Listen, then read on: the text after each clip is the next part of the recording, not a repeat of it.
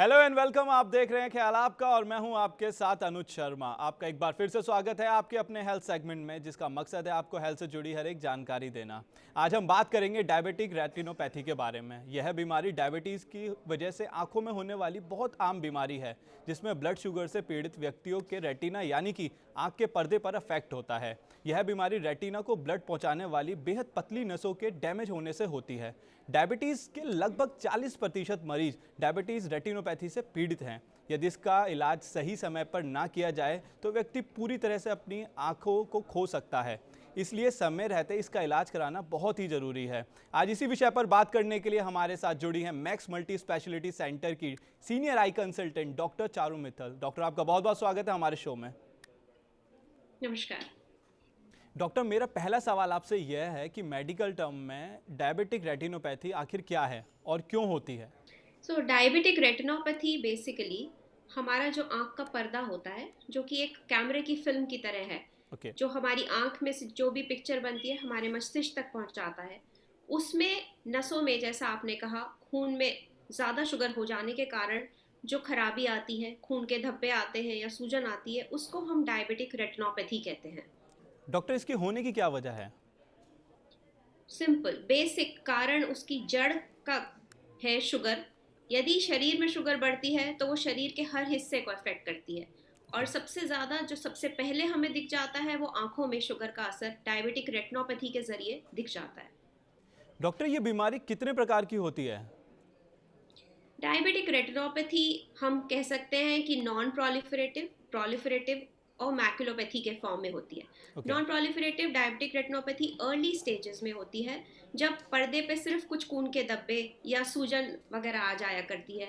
उसमें हो सकता है मरीज की निगाह ना इफेक्ट हो और उसको पता भी ना लगे।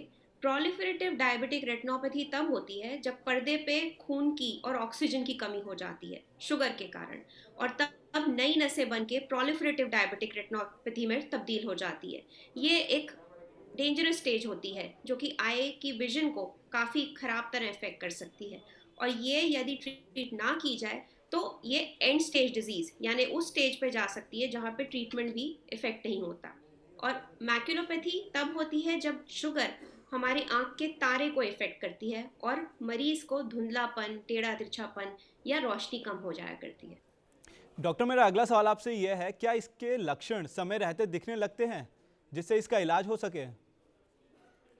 बिल्कुल, मरीज़ को डायबिटिक रेटिनोपैथी हमारी आँख को कई तरह इफ़ेक्ट कर सकती है। और मोस्टली जो मरीज़ों को मालूम पड़ता है वो धुंधलापन, जब धुंधलापन आने लगे या कोई काला धब्बा आँख के आगे आने लगे, इन चीज़ों से मालूम पड़ता है। या शुगर अप डाउन होने के साथ-साथ धुंधलापन बढ़ना-घटना, ये भी एक लक्षण होता है जिससे मरीज़ को पता लग पाता है कि डायबिटिक रेटिनोपैथी मुझे है या कुछ आँख में दिक्कत है। पर सबसे ज़्यादा ज़रूरी ये है कि कई बार मरीज़ों को ये नहीं भी मालूम पड़ पाता कि हमें हमारे आँख के पर्दे पे कुछ हो रहा है। इसलिए शुगर के सभी मरीज़ों को अनिवार्य तौर पे एटलीस्ट साल में एक बार रेटिना सर्जन, किसी रेटिना आई स्पेशलिस्ट से पर्दे की जांच ज़रूर कराते रहना चाहिए। डॉक्टर, मेरा अगला सवाल आपसे यह है, इसका पता लगाने के लिए कौन सी जांच कराई जाती हैं? तो जैसा मैंने कहा कि पहले तो एक रेटिना सर्जन, आई स्पेशलिस्ट जो कि रेटिना स्पेशलिस्ट हो, ओके। उससे साल में एक बार पर्दे की जांच कायदे से पुतली फैला के ज़रूर होनी चाहिए।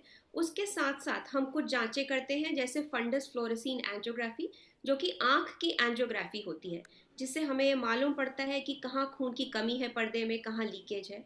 और एक और जांच होती है ओसीटी, अगर हम आम भाषा में कहें तो आँख का सीटी स्कैन, जिससे हमें ये मालूम पड़ता है कि पर्दे में सूजन किस तरह की है और कितनी है, और हम उसके बिना पर फिर मरीज का इलाज करते हैं। डॉक्टर, यदि किसी को डायबिटीज़ है तो इसमें कितना परसेंट चांस है कि वो व्यक्ति इस बीमारी का शिकार हो सकता है? डायबिटीज जब एक बार होती है तो डायबिटिक रेटिनोपैथी किसी ना किसी स्टेज पे मरीज को हो ही सकती है। खास करके उन मरीजों को जिनको अडल्ट ऑनसेट डायबिटीज होती है, यानी कि बढ़ती उम्र के साथ जब शुगर होता है, तो करीब 50% लोग जिस समय उनको शुगर डिटेक्ट होती है उनकी आंख में पर्दे पे शुगर का असर या डायबिटिक रेटिनोपैथी आ चुका होता है। तो at the time of diagnosis उनको पर्दे की जांच साथ साथ कराना जरूर चाहिए। ऑन द अदर हैंड जो लोग इंसुलिन डिपेंडेंट होते हैं, यानी कि जिनको अर्ली एज में यानी बचपन में शुगर डिटेक्ट हो जाती है और इंसुलिन शुरू हो जाती है, उनमें थोड़ा समय लगता है। करीब 50% लोगों में 20-25 साल की उम्र के 25 साल जब शुगर रहती है, उसके बाद जाके डायबिटिक रेटिनोपैथी डेवलप होती है।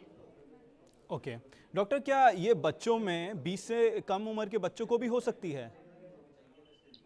बट 20 से कम उम्र के बच्चों में डायबिटिक रेटिनोपैथी के फॉर्म में मैनिफेस्ट नहीं होती, क्योंकि ओके। इन बच्चों की शुगर बहुत जल्दी डिटेक्ट हो जाती है, इंसुलिन शुरू हो जाती है, तो शुगर कंट्रोल रहने के कारण पर्दे पे उसका असर आता नहीं है। ओके। डॉक्टर, क्या डायबिटिक रेटिनोपैथी अंधेपन का कारण बन सकती है? बिल्कुल बन सकती है। डायबिटिक रेटिनोपैथी का यदि समय पे इलाज ना किया जाए तो वो अंधराते की तरफ ले जा सकती है मरीज को। जैसा मैंने आपको अभी बताया भी था कि वो एंड स्टेज डिजीज पर जा सकती है, यानी कि एक ऐसी स्टेज पे जहाँ पे अंधापन इतना हो जाता है कि आप डॉक्टर से मिलेंगे भी तो भी वो कहेंगे कि अब ये लाइलाज हो चुका है। तो इसको समय से पहचानना, रोकथाम करना और इलाज करना बहुत ज़रूरी होता है। डॉक्टर, इसका इलाज कैसे किया जाता है? क्या इसके लिए सर्जरी की ज़रूरत पड़ती है? हाँ, सर्जरी की ज़रूरत भी पड़ सकती है, मगर शुगर के मरीज़ों में जो हम शुरुआती इलाज होता है वो लेज़र, इंजेक्शन या सर्जरी द्वारा करते हैं। जिस स्टेज पे हमें जिसकी आवश्यकता होती है तब की जाती है। सर्जरी मोस्टली एडवांस स्टेज में जाके ज़रूरत पड़ती है। उससे पहले हम यदि समय से इसको पकड़ लें तो इंजेक्शन और लेज़र से ही हम इसका बचाव या रोकथाम कर सकते हैं। डॉक्टर, इसके इलाज के दौरान कौन सी सावधानियां बरतनी चाहिए किसी भी इंसान को? सबसे ज़रूरी चीज़ इलाज के दौरान होती है कि पेशेंट अपनी शुगर को कंट्रोल रखे। जो हम आँख के लिए इलाज करते हैं in the form of laser या इंजेक्शन, वो एक हमारा टेम्पररी सपोर्टिव ट्रीटमेंट होता है। यदि पेशेंट अपनी शुगर को कंट्रोल नहीं करता, तो वापस सूजन या वापस आँख में खून आने की संभावना रहती है। तो सबसे ज़रूरी चीज़ जिसका ध्यान रखना होता है डायबिटिक रेटिनोपैथी के ट्रीटमेंट के दौरान, वो है अपना शुगर कंट्रोल। ओके। डॉक्टर, ये सर्जरी जो होती है उसका नाम क्या है और कैसे होती है?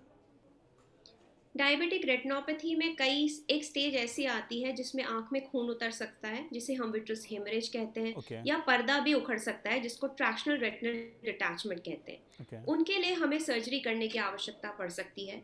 वो सर्जरी होती है, हम अब उसको दूरबीन द्वारा 23 gauge MIVS micro incision vitrectomy surgery कहते हैं, उसके द्वारा की जाती है। और उससे हम पर्दे में आया हुआ खून, पर्दे में उठाव खिंचाव, उन सबको ठीक करके लेज़र करके और इसका इलाज करते हैं। डॉक्टर, अगर कोई मरीज 60 से ऊपर है और उसे ये सर्जरी करानी हो तो कितना खतरा रहता है इसमें, और उन्हें क्या बचाव के लिए करना चाहिए स्पेशली? क्योंकि वो एक 60 ऐसी से एज होती है जिसमें आंखें बहुत नाजुक होती हैं।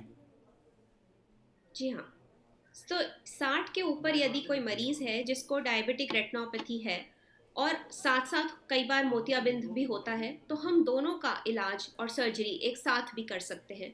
मोतियाबिंद हटा के लेंस डाला जा सकता है और साथ ही पर्दे की सर्जरी यानी MIVS या विट्रेक्टमी सर्जरी हम करते हैं। और एज फार एज कि कितना रिस्क है उसमें, तो हमारे मोस्टली आंखों के जितने मरीज होते हैं वो सभी 60-70 की उम्र के होते हैं, और आंख की सर्जरी पर से कोई रिस्क पोज नहीं करती हेल्थ पे, क्योंकि ये सभी सर्जरीज लोकल एनेस्थीसिया में मोस्टली की जाती हैं। तो वो शारीरिक तौर पे कोई रिस्क पोज नहीं करती, बहुत लंबी सर्जरीज नहीं होती, ज़्यादा से ज़्यादा 45 मिनट घंटा भर की सर्जरीज होती हैं, अनलेस एंड अनटिल कोई बहुत कॉम्प्लिकेटेड केस रहे। डॉक्टर, क्या शुगर को कंट्रोल करके इससे बचा जा सकता है? बिल्कुल बचा जा सकता है। शुगर या जब भी ये समय पे अगर हम पकड़ लें कि डायबिटिक रेटिनोपैथी पेशेंट को शुरू हो चुकी है या किसी स्टेज पे चली गई है, और पेशेंट वहीं से अपनी शुगर कंट्रोल बहुत अच्छी तरह करना शुरू करे, तो ये डिजीज वापस की तरफ भी आ जाती है। डॉक्टर, अगर किसी को डायबिटिक रेटिनोपैथी है मोतियाबिंद के साथ में, तो इसका इलाज कैसे किया जाता है? मोतियाबिंद के साथ साथ डायबिटिक रेटिनोपैथी होना एक आम चीज़ है, और यदि ऐसा हम पाते हैं तो हम पहले हमेशा पर्दे का इलाज करते हैं, लेज़र से या इंजेक्शन से या सर्जरी से। यदि मोतियाबिंद बहुत ज़्यादा हो किसी का, बिल्कुल सफ़ेद हो कि हमें भी पर्दा नहीं दिख पाता और हम उसका इलाज लेज़र द्वारा नहीं कर सकते, तो ऐसे केसेस में हम दोनों को साथ साथ टेकअप करते हैं। मोतियाबिंद के ऑपरेशन के साथ इंजेक्शन लगाते हैं, या फिर ऑपरेशन करके पीछे पर्दे में भी हम लेज़र और इंजेक्शन वगैरह साथ ही करते हैं। तो दोनों को एक कंबाइंड उसमें ट्रीट किया जाता है। ओके डॉक्टर, क्या डायबिटीज़ से बचने के लिए हम कोई डाइट फॉलो कर सकते हैं, या फिर उसे कंट्रोल में रखने के लिए क्या डाइट हमें फॉलो करनी चाहिए? क्योंकि आज भारत मोस्ट में आप देख रहे इम्पॉर्टेंट, हैं कि डायबिटीज़ के जो पेशेंट्स हैं वो बढ़ते ही जा रहे हैं डे बाय डे। इनमें ज़्यादातर हमारी बिल्कुल फैमिली में बड़े बुजुर्ग होते हैं। आपने बिल्कुल सही बात बताई यहाँ पे कि इंडिया में डायबिटीज के मरीज बढ़ते जा रहे हैं। इनफैक्ट मैं आपको बताऊंगी कि इंडिया हमारा वर्ल्ड का कैपिटल है डायबिटीज का। राइट। इंडिया में सबसे ज्यादा डायबिटिक्स पाए जाते हैं ऑल ओवर द वर्ल्ड। तो ये शुगर का असर आना शरीर में और डायबिटीज होना, तो ये तो लाजमी है ही, और हम में से करीब 80% लोगों को होनी ही होनी है। तो उसके बचाव के लिए हमें अपने लाइफस्टाइल चेंजेस एक अर्ली एज से ही शुरू करने चाहिए। और यदि डायबिटीज हो जाए तो अपना डाइट कंट्रोल डेफिनेटली हमें अपना एक संतुलन, एक डिसिप्लिन लाइफस्टाइल फॉलो करना चाहिए, जिसमें हमें एक अपना डाइट प्लान, अपनी शुगर की दवाएं समय से लेना, थोड़ा व्यायाम करना, वॉक करना, एक डिसिप्लिन्ड लाइफस्टाइल यदि हम लीड करते हैं तो हम शुगर या शुगर से होने वाले सारे कॉम्प्लिकेशंस पे कंट्रोल रख सकते हैं। डॉक्टर इसमें बोलते हैं कि आप मीठा ना खाएं तो आपकी शुगर कंट्रोल में रहेगी, पर ये कहीं ना कहीं कुछ एक मिथ नहीं है आपके हिसाब से, कि लोग मीठा खाना छोड़ दे तो उनकी के डायबिटीज़ है वो सही हो जाएगी? बिल्कुल, देखिए शुगर कई फॉर्म में होती है। एक सिंप्लीफाइड शुगर होती है, कॉम्प्लेक्स शुगर होती है, ठीक है। तो फ्रूट्स वगैरह जो होते हैं ये सिंप्लीफाइड शुगर होती है, और ये साथ साथ अगर खाते भी हैं तो साथ के साथ मेटाबोलाइज होकर निकल जाती है। मगर कुछ कार्बोहाइड्रेट्स होते हैं जो शुगर हमारे बॉडी का शुगर में और ऐड ऑन करके शुगर की मात्रा को हमारे शरीर में बढ़ा देती है। स्वीट्स, मिठाइयाँ, ये सब चीज़ें तो डेफिनेटली एक पॉइजन के समान है एक डायबिटिक पेशेंट के राइट। लिए। तो शुगर हमें मीठा of course at any cost avoid करना है अपने डाइट में, मगर उसमें फल या जो सिंपल शुगर्स होते हैं वो पेशेंट फिर भी लेता रह सकता है। डॉक्टर, हमारे एक व्यूअर का सवाल है, क्या ये बीमारी पूरी तरीके से ठीक हो जाती है या फिर इलाज के बाद इसका कुछ असर रहता है?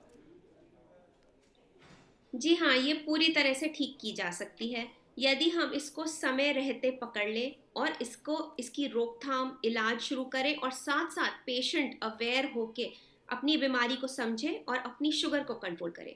तो यदि पेशेंट्स जी। अपनी शुगर को साथ साथ कंट्रोल कर लें और कंट्रोल रखें आगे भी, जिससे जब जब शुगर अप डाउन होती है किसी की भी, तब वो हमारे पूरे शरीर में इफेक्ट पैदा करती है, और लाइकवाइज डायबिटिक रेटिनोपैथी भी आती जाती रह सकती है। तो इसका इलाज, जैसा मैंने कहा, जड़ ही शुगर है। तो यदि हम शुगर को कंट्रोल रखेंगे फॉर अ लॉन्ग टर्म, तो ये हमारे पर्दे में भी बीमारी दोबारा नहीं आएगी। डॉक्टर, आपका बहुत बहुत शुक्रिया हमारे साथ जुड़ने के लिए और तमाम सवालों के जवाब देने के लिए। धन्यवाद। ब्लड शुगर एक बेहद ही गंभीर बीमारी है जिससे हमारे कई अंग डैमेज होने लगते हैं। इससे आंखों पर भी उतना ही गहरा असर देखने को मिलता है। डायबिटिक रेटिनोपैथी शुगर के मरीजों में बेहद आम समस्या है, इसलिए आप अपनी शुगर हमेशा कंट्रोल में रखें, इससे बचकर रहें। अब हमें दीजिए इजाज़त, हम कल फिर हाजिर होंगे एक नए विषय और एक नए गेस्ट के साथ। तब तक अपना और अपनों का ध्यान रखिए। चलते चलते हम आपको बताना चाहते हैं TV9 डिजिटल के न्यू इनिशिएटिव TV9 वैन के बारे में। आखिर क्या है ये न्यू इनिशिएटिव, देखते हैं इस छोटी सी वीडियो में। Today, doctors are busier than ever providing care and advice to patients. And the reality is that an average patient now spends much more time in the waiting room than in the doctor's chamber. With such a captive audience, it's time to put their wait time to good use.